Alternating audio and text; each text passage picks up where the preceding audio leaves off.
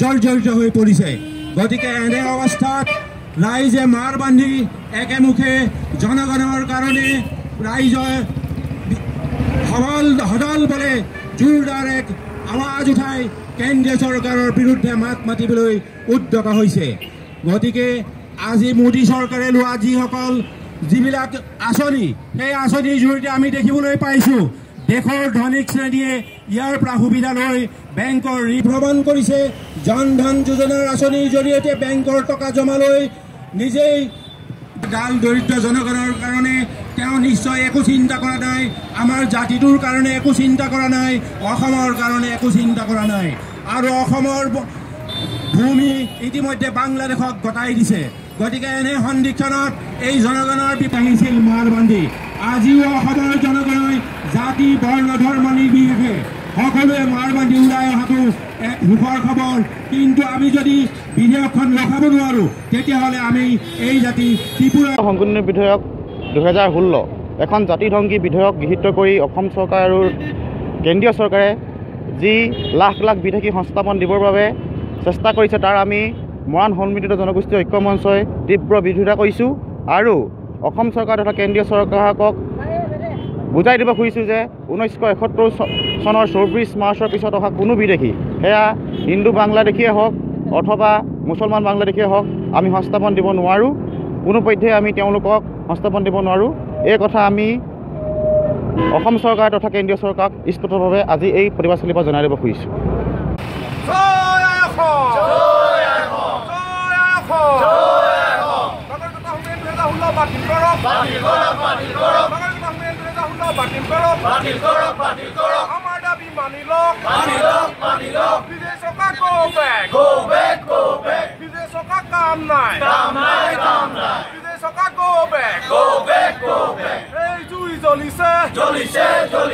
আমাৰ সংগ্ৰাম চলিছে বিজয় সৰকাৰ go back RSS go back Bangladeshi go back নাগৰিকতা সংবিধান 2016 বাতিল কৰক নাগৰিকতা সংবিধান 2016 বাতিল কৰিবই লাগিব আমাৰ দাবী মানি লওক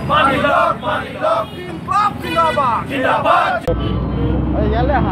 নাগৰিকত্ব সংশোধনী বিধেয়ক 2016 এই জাতিধ্বংসী আইনখন বাতিলৰ কাৰণে সন্মিলিত জনগোষ্ঠী ঐক্য মঞ্চ মৰাণৰ উদ্যোগত আজি 3 ঘণ্টীয়া অৱস্থান ধৰ্মঘট কাৰ্যসূচী গ্ৰহণ কৰা হৈছে।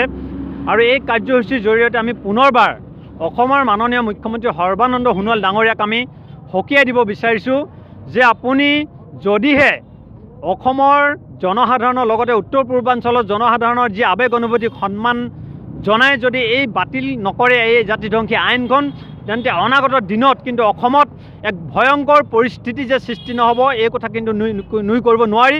আৰু ইতিমধ্যে অসমৰ কেৱল অসমতে নহয় উত্তৰ পূৰ্বাঞ্চল জুৰি এক সদল বদলে জনসাধাৰণ ওলাই আহি এই জাতিধ্বংসী আইনখনৰ কাৰণে সংগ্ৰাম অব্যাহত ৰাখিছে।